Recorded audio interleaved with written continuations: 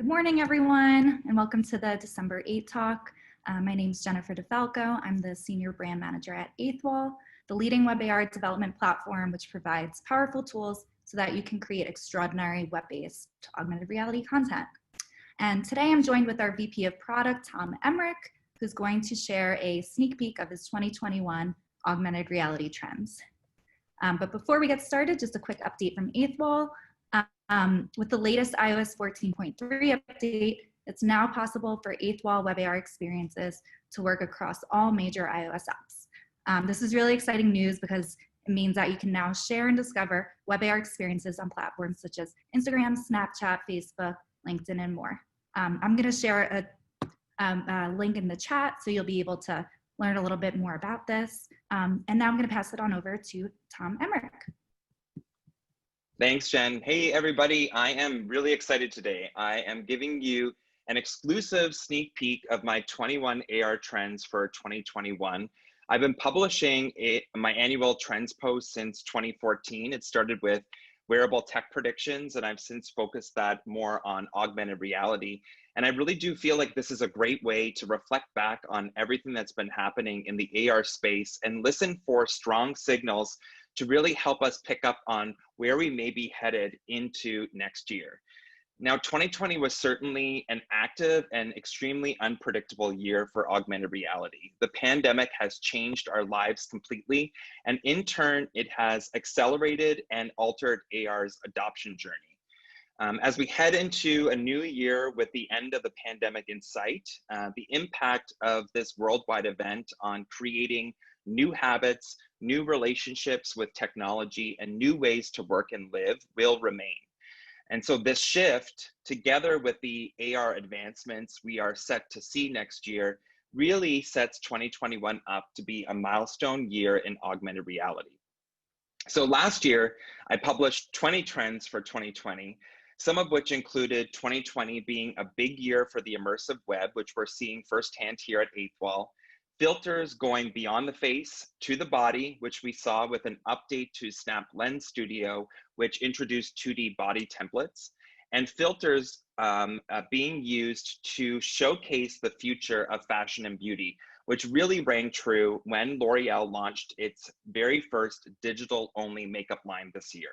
So you can catch up on everything that was in my mind in the beginning of 2020 in this blog post on Medium. That being said, I'm going to be continuing my tradition of keeping myself honest by publishing a post where I take a look at all 20 of the 2020 trends and really try to figure out which of those actually materialized and how they really played out this year in a post I call Reality Check. And so the Reality Check 2020 post is going live next week, and the full AR 2021 20 trends post will be published after the holidays. And you'll find both of those on my LinkedIn blog, and I'll try to pin both of those when they go live to the top of my LinkedIn profile. So be sure to check that out. Now, we have less than an hour together, and you might be saying, well, Tom, you're a really fast talker, but how are we going to get through 21 trends? Well, don't worry. We're not. I'm only giving you a sneak peek of the full list. I'll be tackling 10 trends today. And so if you don't see a trend you were expecting, chances are it may be reflected in the full list, but I'm really eager to hear your feedback, your questions, your comments. And so use the Zoom chat. We're going to leave some time later on where we can have a discussion, but I'm always available via DM on Twitter and LinkedIn, as well as email. So feel free to email and communicate with me at any time. For each of the 10 trends that I'm going to go through today, I'm going to outline what the trend is, what signals I'm seeing to suggest that this trend will actually happen, and why this trend is important to keep on your radar. So without further ado, here we go. 2021 is going to be a milestone year for consumer smart glasses. I can't believe I'm actually saying that. It's a big deal. We'll see a number of options become available to the mainstream. Many of these glasses are going to be sold through carriers, either bundled with smartphones or as standalone devices, but all of these will be used to market the new 5G networks. These glasses are going to be 100% more fashionable than ever before, but it's unclear if these early entrants will be able to demonstrate the value necessary to convince the public to not just purchase them, but also wear them.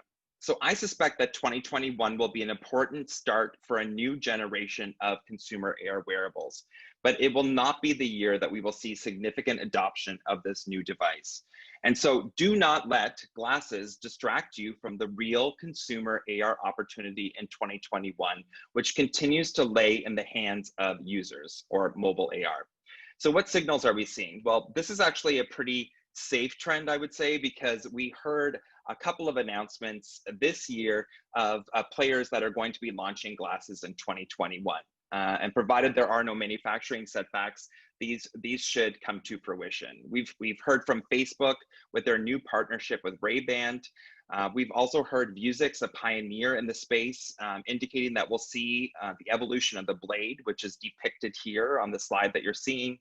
Also glasses from Nemo Planet, Reliance Geo, Nreal has launched in Asia and in Europe. Potentially they'll come to North America, and we may possibly see Google reboot North, startup that they acquired.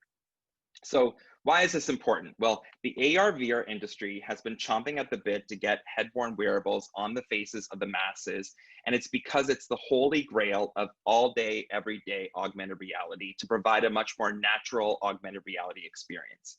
Indeed, achieving this milestone will be a huge step towards our eventual wearable future.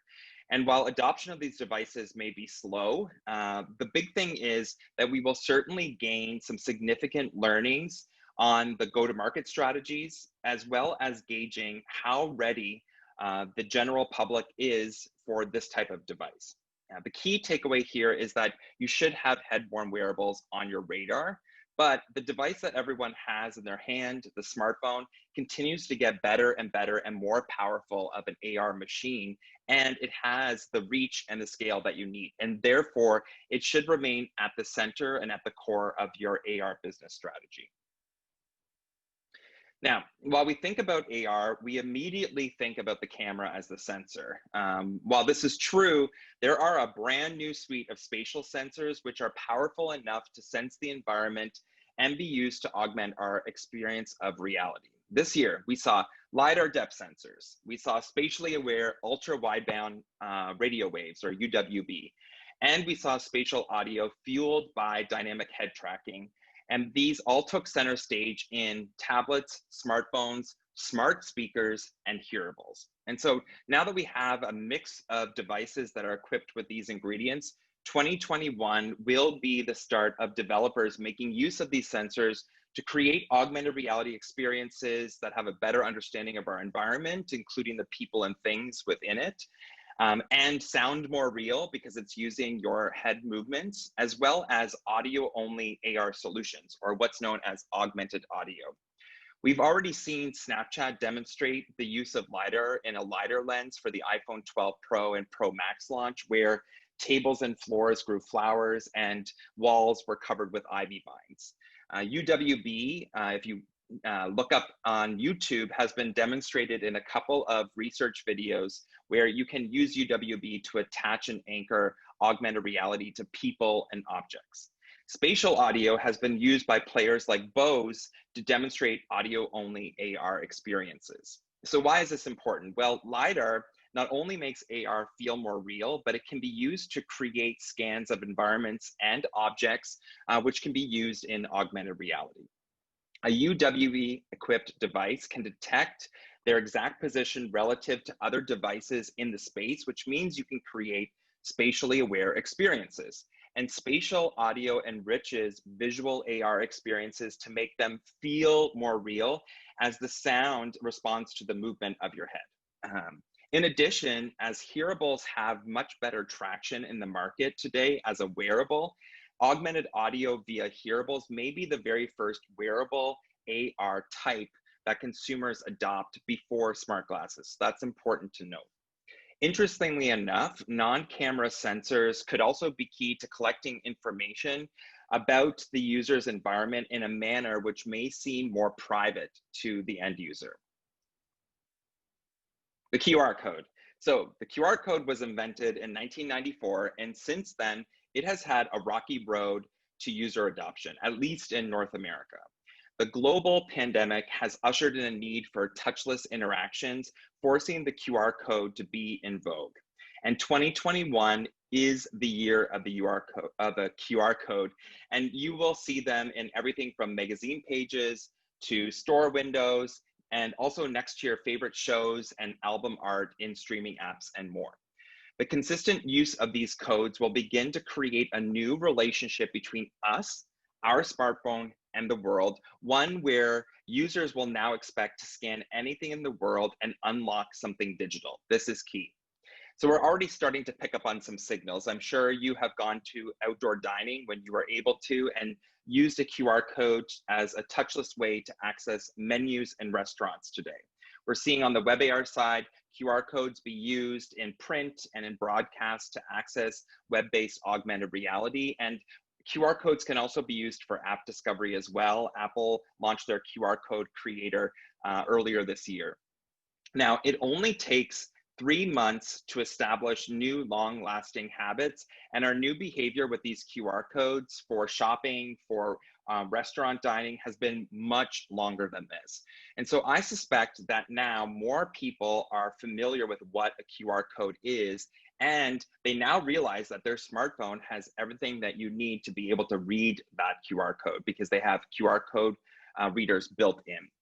But more importantly, I suspect that they also have seen the value in using this code because they like the convenience it provides in connecting them with something digital. So this means that QR codes are no longer unfamiliar, and this reduces the friction for businesses wanting to use them. This is key. This is why next year is the year of the QR code. Also, as I mentioned, scanning QR codes creates a relationship between the phone and the real world. What else needs that? Well, these are the ingredients for augmented reality. So this new user behavior bodes well for augmented reality in general, along with solutions like SnapScan and Google's Lens. Now, video chat and video conferencing is not new, but the regular use of these technologies really took off during the pandemic, where we weren't able to be with coworkers, families, and friends in real life, and started looking for solutions that allowed us to feel connected. The use of AR in video conferencing is also not new. We started to see this in 2020, but in 2021, this will be a bigger opportunity.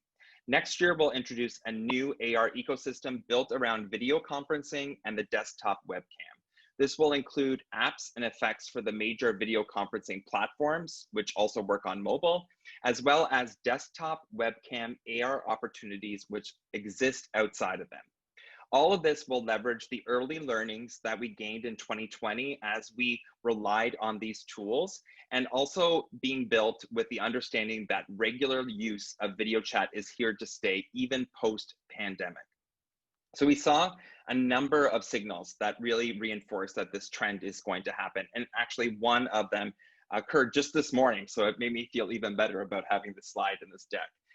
The first is that Zoom launched its own virtual filters and virtual backgrounds, as well as an app store filled with what they call zaps, including a zap from Loom.ai, which is an avatar system. And that's what you're seeing here on the screen. Snapchat, they saw a tenfold increase in downloads in March of 2020, which was the beginning of the pandemic, in their Snap camera, which is used or was originally used in Zoom. L'Oreal subsequently launched a series of beauty filters in Snap camera. And eventually, as I mentioned earlier in this presentation, this led them to releasing their very first digital-only makeup line. I cannot underscore how important that move was from a major beauty player. Facebook also opened up Portal to now support Spark AR filters, and today they announced a new set of desktop-only experiences, AR experiences for the Messenger desktop app, which was that recent news that I was alluding to that reinforces that the AR ecosystem around desktop is shaping up. New companies like are popping up, and they're adding magic to Zoom. And at 8Wall, we launched WebAR face effects that work not only on mobile, but also on desktop. So why is this important? Well, while these AR experiences may be limited to face and body, video conferencing platforms, and desktop webcam accessible apps and websites will offer a brand new place to distribute and discover augmented reality. These experiences will likely have longer engagement times because we're doing things like presentations or talking in meetings or talking to our friends and family, which will inspire new use cases for augmented reality. We are already seeing how this is disrupting beauty. I just mentioned that, where you no longer have to buy and apply physical makeup, but you can just select a filter and you have the same effect within this scenario. In addition, this consistent application of AR as part of our communication with others, I think, is going to play a significant role in our adoption of avatars and our construction of our digital identity, which will play an even greater role in virtual reality and augmented reality at large. Now, speaking of digital identity, from turning yourself into a baby, which we saw this year, to finding out what you look like as a Disney character, which we also saw this year, and turning your floor into lava, which I thought was last year, but actually was this year. It's amazing how many times Snap has demonstrated the power of mixing AR with machine learning. AI and AR is a powerful combination. And in 2021, we're not only going to see more filters, more lenses, more video effects, and AR experiences leverage the power of machine learning, but we will also see content creators use these tools to create stories and videos and posts that are nothing short than feature films, all fueled by AI, AR tools, which are democratizing access to special effects. So I personally really enjoyed watching Snapchat cartoon lenses be used in TikTok for lip syncs. And as I mentioned, the cartoon lens example is here on the slide. I've also seen the use of Snapchat time machine lenses to augment actors on TV shows. And I think this is just the start. The fact that AR projects can be created using machine learning libraries really speaks to the sophistication and the growth we have seen in AR development tools. AI and AR will unlock more bespoke and living AR experiences, marking a new generation of lenses and filters and video effects that are meant to be used for longer than 15 seconds, encouraging deeper and meaningful storytelling with augmented reality for the masses. Got to underscore it. This is for the masses. Democratization of special effects is a killer app for augmented reality. It delivers immediate value to the creators, the influencers, and social media users who are already posting. We're just giving them new tools to take their posts to a whole new level. Interestingly enough, I was thinking about this, watching the posts and videos created with these AI, AR tools, I think is really a sneak peek into what it might be like to experience the world through AR glasses on the regular. Okay, so the pandemic has shifted marketing spend to the homes of users because this is one of the only places that they can reach them. This has created a need for an at-home strategy, which augmented reality is well suited for. An at-home strategy will remain a major marketing pillar post-pandemic. Why? Because AR has demonstrated itself as an effective way to connect with consumers wherever they are. Understanding this, I believe 2021 will be the year when we see AR become a staple in go-to-market plans for feature films, new music releases, and product launches in technology and automotive. And while this is a separate trend all on its own, which hint, hint, might make the list, many of these AR product launches will feature holograms of celebrities, spokespeople, influencers, created using volumetric video, green screen, 2D video, and avatar systems. So we already started to see the seeds of this through some of the product launches which made use of augmented reality. For example, Lamborghini used augmented reality to launch their new Hurricane Spider. Apple used augmented reality a number of times to market the new products they released this year, including the AirPods Max most recently. And at 8Talks Web AR, which you're seeing on the screen, we saw our platform be used to debut Sam Smith's new single Diamonds as a first of its kind experience on Spotify. AR product launches will present engaging and more personal opportunities with consumers. And this will result in stronger relationships, higher dwell times and engagement, and lead to increased conversions. In a short period of time, I believe that consumers will come to expect an increased amount of intimate experiences with product launches, and they will be craving the need for AR to be used as part of any music, film, technology, automotive release. And next year, definitely expect to see all your favorite celebrities create their digital twin and use them in various ways in augmented reality, including to help them promote their latest product single or feature film release.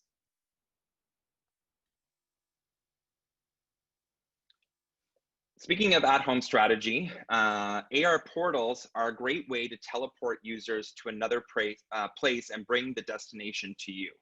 AR portals are a 360-degree branded destination with points of interaction, and 2020 will see the rise of AR stores, which make use of AR portals to create virtual branded destinations for users to enter, interact with new products, and be educated on new products, make purchases, which is key, and engage with a brand in new, fun, and entertaining ways. We've seen web AR portals for brands like AB InBev and Jergens. The photo here is a recent Snapchat lens where the makeup line NYX debuted an AR store complete with purchases. And you may recall this year, Balenciaga created a web game called Afterworld Age of Tomorrow to help users get up close with their new collection. This was a web game, which was amazing. AR stores are going to act as virtual destinations, which users can visit and return to at any time. So this is not a one-time thing. These are destinations that are available at all times. This is another key element, as I mentioned, of an at-home strategy. And these destinations will be updated and maintained just like brick and mortar stores, but they don't have to abide by real world physics. And therefore they have unlimited creative potential to create out of this world experiential marketing and merchandising opportunities. The sky's the limit, really. Essentially, these destinations will be the start of creating branded virtual worlds, which can either live independently or eventually be integrated in existing virtual universes, akin to like a Fortnite or a Roblox. The web has become a powerful destination for augmented reality, and this is key because we need native app AR, social AR, and web AR all in play for augmented reality to thrive. Now, marketers and brands have turned to the web to create AR microsites, which are transforming how they engage users in marketing campaigns. And we will 100% continue to see more ad spend spent on AR campaigns in 2021. We will also see a number of major websites update their .com with AR content. This is huge. This is going to be made possible because of web AR technologies that allow you to embed AR into your existing main website, in addition to solutions that consider content management and deployment of content at scale. All of this exists today. It's all there. We have seen major brands like Kate, which is pictured here, Nike Finish Line, Saatchi Art, all update their websites with AR offerings as well. Model viewers are well established on Amazon and on shops powered by Shopify. AR content on your .com will increase traffic, dwell time, and engagement to your main website destination. But more importantly, as the web is a critical part of our online digital journey, when our favorite destinations use AR in the same way that they do video and photos, we are going to stumble upon, we are going to trip upon augmented reality content. And this is critical for augmented reality adoption across the board. Over time, users are going to come to expect AR as part of their website content mix. And in fact, I believe that within the next 5 years, we are going to see that having 3D and or AR on your .com will be mandatory. And in turn, the websites that adopt augmented reality or 3D today are really marking the beginning of a shift towards the spatial web, which is really exciting. One of the biggest AR news stories of 2020 was the launch of Mario Kart Live Home Circuit, which saw Nintendo make a bold and really unexpected move into AR, leveraging their Switch gaming system and putting a camera on a toy car. Who would have thought? But it's amazing.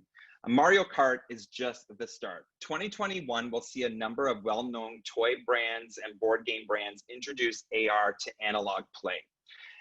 While some of these solutions will leverage smartphones and tablets, many will introduce devices specific for the intended gameplay. In addition to Mario Kart this year, some of the signals that I picked up on were around Lego and Lego's hidden side playsets, which leverage smartphone and tablet AR, as well as the introduction of Zapper's all-new Zapbox and the expected Tilt Vive smart glasses, which are shown here on the slide. These are both cost-effective head-worn wearables, which have a specific intent to allow for users to take tabletop gaming to the next level. As we saw with Mario Kart Live, there are opportunities to create AR solutions that don't require smartphones, but are instead integrated as part of the gaming system or toy. And in cases where this involves AR glasses, we actually might see AR glasses succeed in this scenario before we see AR glasses succeed with the general use option. And why? Because in this scenario, the user has clear value because of the focused intent of the smart glasses. As such, I think the AR industry at large has a lot to learn from watching what happens in the toy and gaming space next year. And perhaps more importantly, the big takeaway here is that AR-enabled toys and games are really going to be introducing augmented reality to a brand new generation of kids who will grow up expecting augmented reality in other areas of their life. Live broadcast has embraced immersive video, or what's also known as broadcast AR. So one of the most memorable examples of this year for me was Verizon's Macy's Thanksgiving Day Parade, where they intermixed augmented reality balloons with real life ones. And this is just one example in 2020. And it is just the start of making live events more memorable and more magical through the use of AR. So expect to see this as a common occurrence for 2021 live broadcast events and beyond. Live events will never be the same. But this is not the only way that AR is disrupting TV. Expect to see AR-enabled shows debut on your favorite streaming apps, as well as companion AR experiences be made available by scanning that QR code that will pop up on your TV screen next year. So in addition to Macy's Day Parade, another great example of broadcast AR was what you're seeing on the slide, Katy Perry's Daisy's performance at the American Idol finale. During the election, we saw many news networks use AR. We also saw many sports channels use augmented reality to generate an audience where there was not one.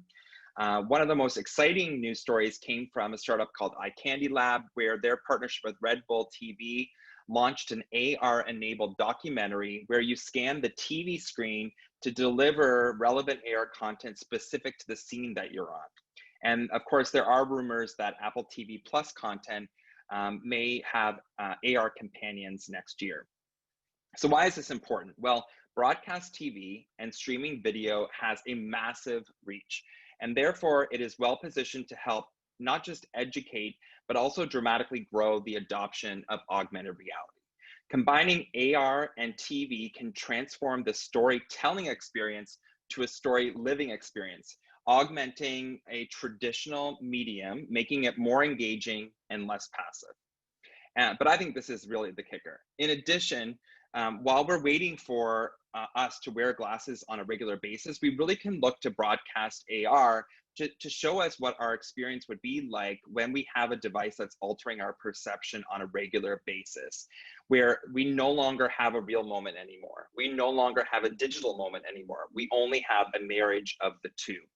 And this got me thinking to the fact that perhaps Gen Alpha, which is the generation born between 2010 and 2024, may be the last generation to witness live events broadcasted on TV that have not been augmented. Wow, I did time, I really did good with timing. So that is the full 10 on my list, but I threw in a bonus one and I wanted to throw in a little bit of a moonshot. So my bonus trend that I want to throw out there, the moonshot bonus trend, is around video pass-through augmented reality. So we have seen video pass-through devices in the enterprise from the likes of Vario, but we have yet to see one dedicated to the consumer market. My hunch is that we may see a video pass-through AR/VR consumer device launched this year. This is where the moonshot is, maybe a little aggressive on the timing, but I'm hopeful. And it will come from a big player. It will not be expected to be an all-day, everyday device, but more a device for gaming, entertainment, and communication. So like a living room device. This is how I would see it. And I suspect that it will be announced and potentially opened up for pre-orders just in time for the holidays. So that is my sneak peek of the 10 of 21 AR trends for 2021. As I mentioned, I'm going to be publishing 2 posts. One, looking back as a reality check to see how I did with my 2020 AR trends, which will be posted next week. And after the holidays, my full list of 21 AR trends, which will cover anything from industry trends, hardware, platforms and tools, consumer solutions, enterprise solutions, ethics and culture, will be posted again on my LinkedIn blog. So be sure to check out the details. And feel free to reach out to me if you have any ideas and or ways that you want to work with WebAR. I'm always all ears. So with that being said, I'm going to open up for some time for questions. It looks like we have a lot more time than I thought, which is great. So I'm sure that you have a lot to ask. So I'm going to stop my screen and then let's see here. We're going to begin Q&A. So if you have a question, please use the chat.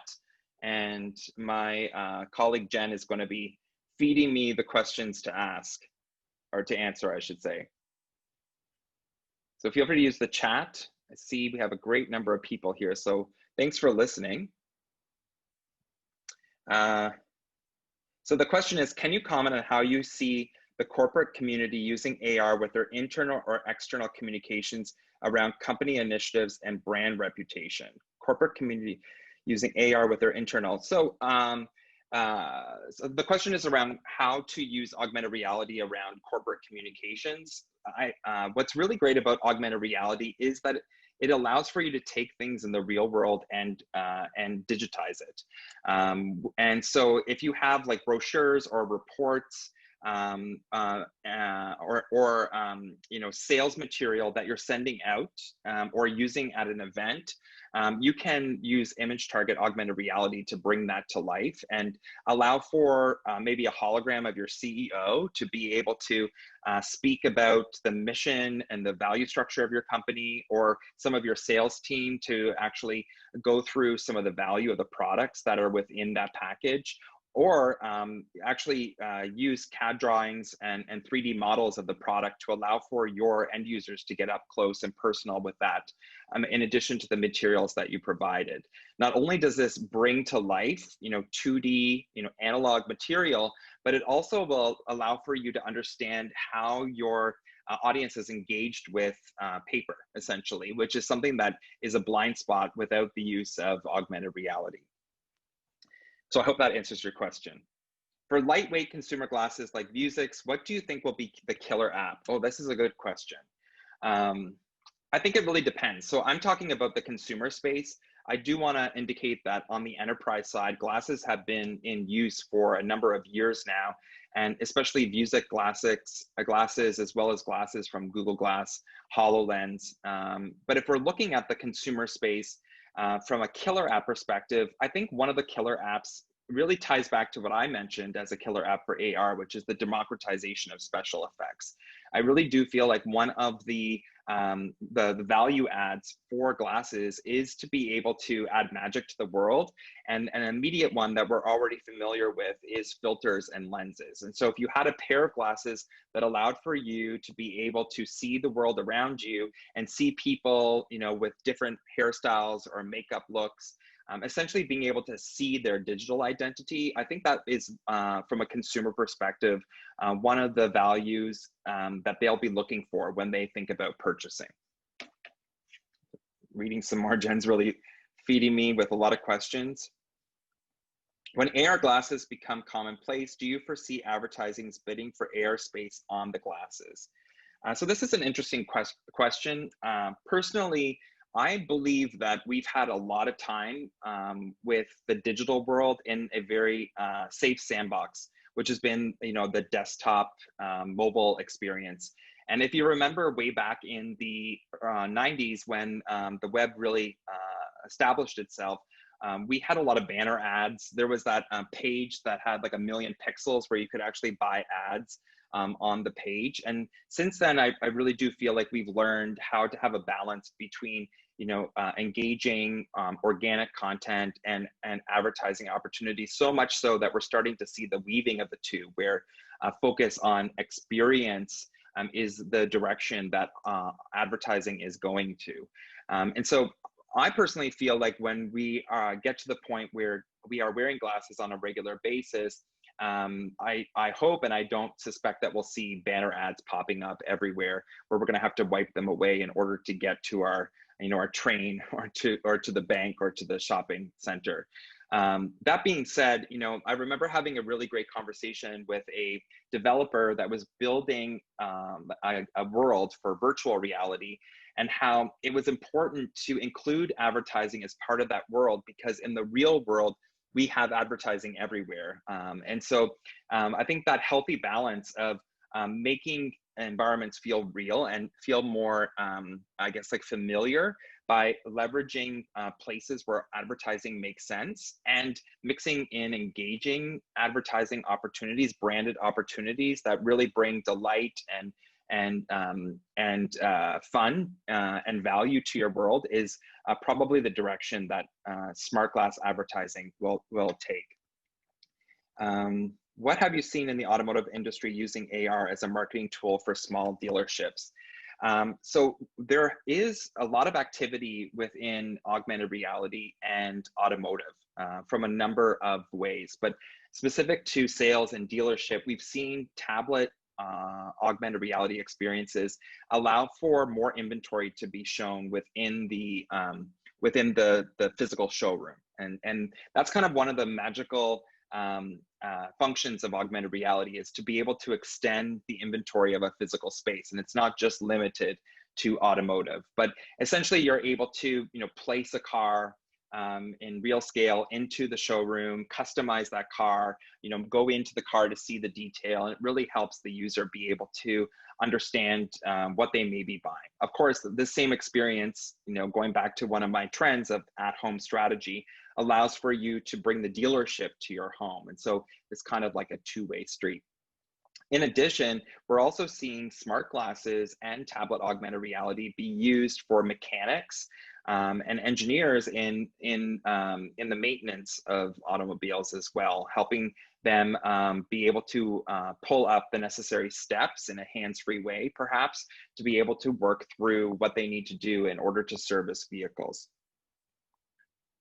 How do you think consumers will discover AR experiences? Any approaches stand out? So I think I mentioned a couple of them. To be honest, I really can't wait for the day where, again, we're stumbling upon augmented reality experiences everywhere in a similar way and more than how we engage with our existing online content mix. And so it's exactly what I said, native app AR and the app ecosystem, social augmented reality and the social networks, and web AR online in the World Wide Web all need to be in play in order for augmented reality to survive and thrive, essentially. And this is happening today. I think, when you think about the discovery of augmented reality, you really want to consider accessibility and reach and friction. And of course, when it comes to the web, being able to simply click a link and provided you have internet access, and be able to be teleported into a web AR portal that may be branded to allow for you to experience that is really satisfying, all of that. But the short answer to your question about where do I want AR to be discovered is everywhere. And in fact, when we have glasses, I think it gets even more exciting about thinking about how augmented reality may be discovered and triggered. And so There's a lot of, I have a lot of thoughts on that as well that, that may make its way into the blog post. um, I think that is about it. If you have any more questions, I will definitely take them. Oh, what are the top 3 ways marketers can start using AR today? That's a good question. So as I mentioned, marketing and advertising has been very active with augmented reality. So what are the top 3 ways that marketers can start with augmented reality? Well, first, just having that desire to start is really important. But what you want to do is really think about the user and the user value. So I do think it needs to start there. Understand who your target audience is, where they will be when they are going to experience augmented reality, and what you're trying to achieve with that campaign. That needs to be clear in your mind. And once you understand that, then you need to choose the right platform depending on the reach that you're looking for. And as I mentioned, of course, the web AR has the most amount of reach, the least amount of friction. But other areas, desktop AR and video conferencing, as I mentioned, social AR, the app ecosystem are also available. And then if you have developers in-house, then you're off to the races by utilizing, the strategic thinking that I talked about at the top to help shape what this experience would be. Otherwise, you can find agencies and developer shops to help you create an experience. And then most importantly is thinking about the deployment of that experience and the discovery of that experience. So oftentimes a lot of the effort is on the creation of the AR, which is key. And again, you want that rooted in user value and a true understanding of the goals that you're trying to achieve. But you also want to think about how is that user going to discover that experience? How is that user going to be able to share and encourage more discovery of that experience? And then lastly, you're really going to want to think about measurement and thinking about what you need to measure and how you're able to use that measurement to understand both the health of that experience as well as the success of that experience, and then take all that and then bring that back into the next experience that you'll try. What trends in UX do you think will define the new standards for interaction in augmented reality? So I think that there are, I think like in terms of UX, you really need to think about where that user is engaging with augmented reality. So the user experience is going to be different on smartphone AR versus smart glasses for the consumer. We may be able to take some learnings from what we do in smartphone AR because we are working within a 3D space and leverage some of those early learnings into smart glasses. But the device paradigm shifts when you start having something that is hands-free and is on your face, that hopefully has a much wider field of view. And so definitely when you think about user experience, you're going to want to think about the device that the user is using. But on the mobile side, I think it's really important to understand that what is happening is that the smartphone is sensing the world around the user, and then it is augmenting the senses of that user, the perception of reality of that user through the screen. And so you want to maximize that experience as much as possible. So cluttering it too much with buttons or calls to action is really going to take away from the immersive experience that you're trying to create with that mobile device. That doesn't mean that you don't you shouldn't add that. There are some great ways to be able to allow for swipe up menus and to be able to hide or show some of these important navigational items. But definitely focusing, one of the tips I give is really focusing on maximizing the immersive experience. In doing so, it really allows for the magic of AR to be able to be achieved. Regarding measurement, what are the most relevant KPIs for marketers? I would say from a marketing and advertising perspective, the KPIs are really similar to some of the KPIs you're used to in other campaigns. Of course, if you have a call to action that you're driving people to, which is maybe purchasing tickets of a film, you're going to want to measure that. That being said, augmented reality really excels in dwell time and engagement and recall and sentiment. These are some of the key metrics for augmented reality. And this makes sense, right? Because in augmented reality, again, it's not storytelling, it's story living. So you're actually asking the user to be an active participant in the experience that you're creating. And so they're fully committing. That's like another thing to really think about. They're fully committing in that moment to whatever you're presenting because they're an actor in that play, essentially. So that means that they're going to be more engaged. That means that they're going to have to spend as much time as they can to be able to achieve the experience that you've put forth. And because they've actually lived that experience, they're going to have a higher recall. They're going to be able to recall, what was in that experience. It's become a memory, a moment for them. And hopefully you've created that magical experience that will allow for them to leave with a very positive sentiment. So those are the things I would be looking for. What would you say are the prerequisites for an advertising agency looking to get into AR, and also things to take into consideration about target clientele? Okay, so prerequisites for an advertising agency looking to get into AR.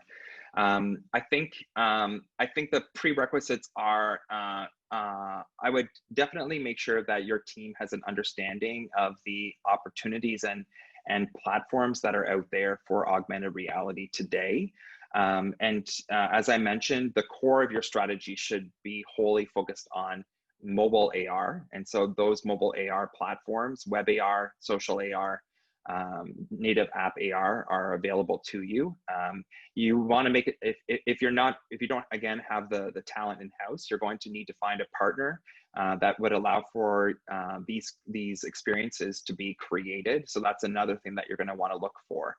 I will say that in cases where we will be able to go out and about in the world, experiential marketing is probably the only other place where I would suggest marketing and advertising campaigns to dabble with headset augmented reality. That is because in those cases, you really have full control over every ingredient that you need. And so, when we're able to get back to trade shows and events, having a booth where you have a headset that you've purchased or you've leased and you're providing to the end user for an experience definitely makes sense. But as I mentioned in my sneak peek, it's not the time to have headsets at the core of your strategy, although keeping it on your radar is important. So rooted in mobile, rooted in the user, educate yourself on the platforms that are available and what's capable within those platforms. And then work with your development team or partnered development teams to get started. And I guess that's the last thing, is just start. And now is definitely the time to get started. You don't want to be left behind in this next wave of computing. And hopefully some of the trends that I've highlighted have really shown that it's really game time for augmented reality. Smartphone AR is going to continue to see a lot of activity. And again, this has really been accelerated by the pandemic in the fact that we have now been using digital tools on a regular basis to connect, to have moments, to share experiences, to shop, to entertain ourselves. And these new behaviors are not going to go anywhere. This is the new normal, essentially. And so it's well suited for augmented reality to be taken to the next level. And you want to make sure, as an agency, as a brand, as an organization, that you are ready to go and that you're using these tools as soon as possible in order to get those learnings, ramp up your team, and start showing the value for your clients. What are your thoughts on AR as educational tools to get kids interested in reading by making it interactive? I love this, and it's great because I did not touch education in this presentation. There are some really great examples of augmented reality in education for kids today. One of my favorite low-cost augmented reality accessories is called the Merge Cube. which essentially has image markers on all sides and allows for you to change this cube into different things, games, educational material. A company called Bookful has launched an interactive storybook using augmented reality with some very well-known IP, most recently Sesame Street. And so there's definitely ways to again, bring that wonder, that awe, that magic to the everyday for children, and really allow for them to look at things from different angles, to be able to interact, to be able to make that volcano explode. I would definitely keep an eye on AR and education, especially as more tablets are made available to children in school. Again, accessibility is key. So provided the children are given access to the necessary tools to make augmented reality happen, augmented reality can happen. What's interesting to think about the use of augmented reality in education is just thinking through, again, that Gen Alpha, and I don't know the generation after Alpha, but I'll call them Beta, but this younger generation that's going to grow up using augmented reality, using 3D, learning in 3D. This is really going to shape a brand new way of thinking. And I think, and I'm personally really excited to be thinking about what that is going to inspire and create in the younger generations, and learning in that way, having access to tools that allow for them to be able to learn in that way. I'm just reading here. So have there been any trends in AR helping people with accessibility that you found impressive? This is also a really good question. Yes, there are a number of really great research projects as well as products that are there to help people with blindness, people with disability. A company called eSight from Canada actually have a pair of glasses that allow for people with blindness to see, which is really tremendous. I think one of the things to keep in mind across the board is that augmented reality is really there to enhance your ability and therefore can give you superpowers. And so at the root of that is really accessibility, is making it easier for you to get access to knowledge on the fly, because eventually we will have glasses that can feed us that information on a regular basis, and therefore be able to show us the steps that we need to do at work, which makes us extremely powerful at work. And heightening our senses by digitizing them can help everybody across the board. And so I think keeping accessibility at the heart of understanding what the potential of augmented reality is key. And then further to that fact, I think keeping accessibility in mind just in general as you create 3D experiences, as you create augmented reality experience, is going to be essential as well. So I hope all of you take that away and start to think about how to make that happen. Well, listen, I think that is a lot of questions. Thank you for being so engaging. And thanks for listening and joining today. Again, I'll be posting the full list of 21 augmented reality trends, as well as my reality check to keep me honest from 2020 soon. Please reach out for any discussion around augmented reality and web AR powered by 8Wall. Thanks for joining us today for our last 8Talks webinar series. We're going to be coming back in January with a whole slew of new web AR webinar events. And so keep your eyes peeled for the next one, and have a happy holiday. Thanks, everybody.